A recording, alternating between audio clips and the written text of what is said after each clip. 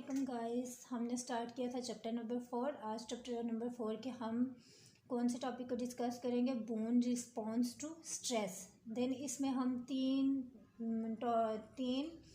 Headings को देख लेते हैं कि कौन कौन सी है। नंबर फर्स्ट कौन सी है? बोन मॉडलिंग एंड रीमॉडलिंग, इसका पता होना चाहिए। देन बोन हाइपरट्रॉफी क्या होती है और बोन एट्रॉफी क्या होती है। फर्स्ट हम डिस्कस करते हैं बोन मॉडलिंग एंड रीमॉडलिंग। इसमें एक लॉ है, वुल्स लॉ। इसके बारे में आपको बताती हूँ कि जो हमारी बोन होती है ना, उस पर फंक्शनल फोर्सेस एक्ट करती हैं। ठीक है, कोई भी फोर्स एक्ट कर सकती है। हमने पिछली वीडियोस आप देख सकते हैं जो मैंने काइनेटिक्स जिसमें फंक्शन के बारे में मैंने बताया हुआ है कि फंक्शनल कैसी डिफरेंट फोर्स एक्ट करती हैं बोन पे। देन फोर्सेस तो एक्ट करती हैं जिसकी वजह से हमारे जो बोन के सेल्स होते हैं या बोन के एलिमेंट होते हैं वो प्लेस और डिसप्लेस होते रहते हैं। देन और सेकंड ये होता है कि जो हमारा बोन होता है ना, उसका मास इंक्रीज और डिक्रीज करता रहता है according to their functional forces के उस पर कितनी फंक्शनल फोर्सेस एक्ट कर रही हैं। तो वुल्स लॉ भी यही है। देन हम इसको रीड करते हैं। The form of the bone being given the bone element place और डिसप्लेस देमसेल्व्स। ठीक है, बोन के एलिमेंट क्या हो रहे हैं? प्लेस और डिसप्लेस हो रहे हैं in the direction of functional forces. Then second, and increase or decrease their mass to reflect the amount of the functional forces. ठीक है, आई होप कि आपको समझ आ गई होगी। देन हम सेकंड पढ़ते हैं dynamic mechanical load. Then dynamic mechanical load के हमारी बोन पे किसी भी किस्म का कोई स्ट्रेस या कोई लोड आ गया जिसकी वजह से क्या हो गया? स्ट्रेन, मसलन उसकी शेप में चेंजेस आ गई हैं। शेप में चेंजेस आ गई हैं तो जो हमारी बोन में जो इंटरस्टिशियल फ्लूइड होगा वो फ्लो करेगा। फ्लो कहाँ पे करेगा? जो हमारे बोन में ट्रेबिकुलर बोन में जो पोर्स होते हैं उनमें फ्लो करना स्टार्ट हो कर देगा, जिसकी वजह से जो हमारी बोन के अंदर ऑस्टियोसाइट सेल होते हैं उसमें क्या होती हैं? एक्टिविटी होती हैं। ऑस्टियोब्लास्ट सेल्स होते हैं उसी के, और ऑस्टियोक्लास्ट सेल्स होते हैं। Osteoblast mean bone forming sales and osteoclast mean bone dissolving या रिजॉल्विंग सेल्स। ठीक है, देन ये एक्टिव हो जाएंगे। एक्टिव होंगे क्यों? क्योंकि इनको किसने सेंसेशन दिया? इंटरस्टिशियल फ्लूइड जो हमारे पोर्स में फ्लो कर रहा था उसने। अब ये दोनों एक्टिविटी क्या होंगी? स्टार्ट हो जाएंगी। कुछ क्या करेंगे? बोन को फॉर्म करेंगे और कुछ क्या करेंगे? ओल्ड बोन टिश्यूज़ को क्या कर देंगे? उनको डिसॉल्व करवा देंगे। ठीक है, और ये एक्टिविटी हमारी बॉडी में हमने पिछली वीडियोस में भी पढ़ा था कि ये बैलेंस वे से होती है। ठीक है, ये नहीं होता कि एक एक्टिविटी ज़्यादा हो रही है और दूसरी कम हो रही है, ये बैलेंस में होगी। तो जो रीमॉडलिंग है ना, इसी को क्या कहते हैं? हम रीमॉडलिंग कहते हैं। रीमॉडलिंग में क्या होता है कि देखो हमने लोड डाला है ना, लोड की वजह से हमारी बोन में कुछ चेंजेस आ गई हैं। अब चेंजेस आ गई हैं, उनमें कुछ सेल डैमेज भी हुए होंगे, ज़ाहिर है। अब जो डैमेज सेल को रिजॉल्व करवाना है वो किसने करवाना है? ऑस्टियोक्लास्ट सेल ने। देन उसके अगेंस्ट न्यू सेल भी तो चाहिए होंगे ना, कि न्यू सेल्स चाहिए होंगे। पुराने को हमने क्या करना है? डिसॉल्व करवा देना है। तो फॉर्मेशन ऑफ न्यू बोन भी होगी। दो काम हो रहे हैं रीमॉडलिंग में, एक reabsorb damage bone and second formation of new bones. इस प्रोसेस को हम क्या कहते हैं? रीमॉडलिंग कहते हैं। देन हम मॉडलिंग देख रहे हैं कि अब हम सपोज करते हैं कि हम ग्रोइंग स्टेज में हैं, हम चाइल्डहुड की स्टेज में। ठीक है, जहाँ पे हमारी बोन ने अभी क्या करना है?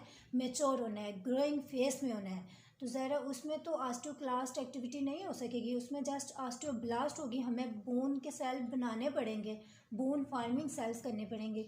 देन यही बता रहे हैं कि जो ऑस्टियोब्लास्ट एक्टिविटी होती है ना, वो डोमिनेंट हो जाती है। कब? जब इमेच्योर बोन ग्रोथ हो रही होती है और जब हम क्या होते हैं कि ग्रोइंग फेज में होते हैं। ठीक है, इसमें क्या होगा कि नॉट प्रोसीडेड बाय रीजॉर्प्शन नहीं हो रही होती। तो इसी प्रोसेस को हम क्या कहते हैं? मॉडलिंग। मॉडलिंग में जस्ट क्या होते हैं? बोन न्यू सेल्स बन रहे होते हैं।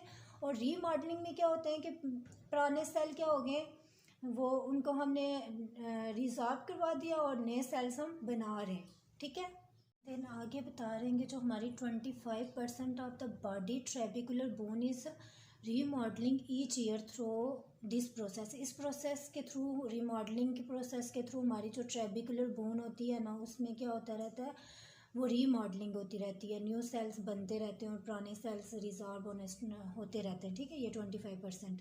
देन आगे हमें पता होना चाहिए कि हमें वॉक करनी चाहिए। क्यों? क्योंकि जब हमारी बोन के ऊपर स्ट्रेस पड़ेगा, जितना ज़्यादा स्ट्रेस पड़ेगा ना, उतना ही क्या होगा कि हमारे न्यू बोन्स, जितना ज़्यादा स्ट्रेस पड़ेगा ना उतना ही हमारे न्यू बोन फॉर्मेशन होती रहेगी। ठीक है, देन सेकंड है कि बॉडी वेट। अब बॉडी वेट को हम इस एग्जांपल से समझते हैं कि जितना हमारी बोन के ऊपर वेट पड़ता रहेगा, ठीक है, हम रेगुलर एक्सरसाइजेस करते रहेंगे तो हमारी बोन पे स्ट्रेस पड़ेगा, स्ट्रेस की वजह से जो हमारी बोन का मैस है ना वो इंक्रीज़ होता रहेगा। तो इस पॉइंट में यही बता रहे हैं हमें। देन सेकंड पॉइंट है कि वेट बीयरिंग, उसमें भी हमने बताया कि जितना वेट बियर करेंगे हम तो उसमें वेट डेंसिटी क्या और बोन डेंसिटी क्या होती रहती है, इंक्रीज़ होती रहती है। अब आगे हमें बता रहे हैं कि जो अडल्ट क्या करते हैं, अपना वेट लूज़ करते हैं या गेन करते हैं विदाउट एक्सरसाइजेस, तो उनमें क्या हो जाता है कि मिनरल डेंसिटी जो होती है वो कम हो जाती है। क्यों कम होगी? देखो, हम एक्सरसाइज नहीं करेंगे, हमारी बोन पे कोई स्ट्रेस नहीं पड़ेगा, कोई लोड नहीं पड़ेगा, तो क्या होगा, न्यू सेल्स नहीं बनेंगे। ऑस्टियोब्लास्ट एक्टिविटी के लिए मस्ट है कि हमारी बोन के ऊपर वेट पड़ना चाहिए। जब तक वेट नहीं पड़ेगा तो न्यू सेल्स नहीं बनेंगे, जिससे क्या होगा कि बोन मिनरल डेंसिटी क्या हो जाएगी, कम हो जाएगी। तो इस लाइन में यही है कि अडल्ट वो गेन और lose weight in the absence of exercise tend to also gain और lose bone mineral density. Then ये बता रहे। देन आगे हमने क्या पढ़ना है, इन चिल्ड्रन। अब हम बच्चों की बात करते हैं कि बच्चों में कैसे बोन मैस इंक्रीज़ होता है या डेंसिटी इंक्रीज़ होती है। तो उन बता रहे हैं कि रेपिटेटिव जंपिंग एक्टिविटीज़, कि बच्चों को जंपिंग एक्टिविटीज़ करवानी चाहिए, ठीक है, जिनसे क्या होता है कि improve bone density and structure, उसकी बोन डेंसिटी और स्ट्रक्चर क्या होती रहती है, इंक्रीज़ होती रहती है। देन सेकंड है कि बोन हाइपरट्रॉफी। हमने फर्स्ट हेडिंग पढ़ ली कि बोन रीमॉडलिंग और मॉडलिंग क्या होती है। अब देन सेकंड हम पढ़ेंगे बोन हाइपरट्रॉफी। हाइपर मीनिंग क्या होता है, इंक्रीज, कि नॉर्मल से इंक्रीज हो जाना। क्या इंक्रीज हो जाना? मैस, बोन का मैस नॉर्मल से इंक्रीज हो जाना, इसी को हम क्या कहते हैं, बोन हाइपरट्रॉफी। देन हम इसकी डेफिनेशन देख लेते हैं। Increase in bone mass resulting from a predominance of osteoblast activity. फॉरन में समझाती हूँ आपको कि देखें कि बोन ऑस्टियोब्लास्ट में नहीं, कि सेल्स बन रहे हैं, ठीक है, बोन के सेल्स बन रहे हैं, न्यू सेल्स बन रहे हैं, और पुराने सेल्स भी वहीं पे हैं, वो रिजॉर्व या डैमेज नहीं हो रहे, और या उनको हम एक्सक्रीट आउट नहीं कर रहे, तो और ऑस्टियोक्लास्ट एक्टिविटी नहीं हो रही, जिसकी वजह से बोन के सेल्स में क्या होगा, हाइपरट्रॉफी होना स्टार्ट हो जाएगी, ठीक है, उनके सेल्स क्या हो जाएंगे, इंक्रीज़ हो जाएंगे। और ये एग्जांपल के तौर पे हम अगर देखें तो हमें ये कहाँ पे नज़र आती है, टेनिस प्लेयर पे और बेसबॉल प्लेयर पे। टेनिस प्लेयर पे क्या होता है कि इस बोन की, एमसीक्यूज में आ सकता है कि इस बोन की होती है रेडियस हाइपरट्रॉफी, जो हमारी रेडियस बोन होती है ना फोर आर्म की, उसमें हाइपरट्रॉफी हो जाती है। देन ह्यूमरस, बेसबॉल में कौन सी आ जाती है, ह्यूमरस हाइपरट्रॉफी। देन लास्ट हम डिस्कस करेंगे बोन ट्रॉफी। बोन ट्रॉफी, उसका हाइपरट्रॉफी का क्या होगा, उलट होगा। ट्रॉफी मीनिंग डिक्रीज हो जाना, उसमें क्या, उसमें बोन इंक्रीज हो रहा था, इसमें बोन मैस इंक्रीज हो रहा था, इसमें बोन मैस क्या हो जाएगा, डिक्रीज हो जाएगा, ठीक है। अब बोन मैस इंक्रीज में हमने पढ़ा था ना कि ऑस्टियोब्लास्ट एक्टिविटी क्या हो जाती है, ज़्यादा हो जाती है, और इसमें क्या हो जाएगा, उसी का उलट ऑस्टियोक्लास्ट एक्टिविटी, मसलन बोन रिजॉल्विंग एक्टिविटी क्या हो जाएगी, प्रीडोमिनेंस हो जाएगी, कि न्यू सेल बन ही नहीं रहे, और जो सेल बने हुए वो क्या होना स्टार्ट हो गए, रिजॉल्व होना स्टार्ट हो गए, जिसकी वजह से बोन ट्रॉफी हो गई है।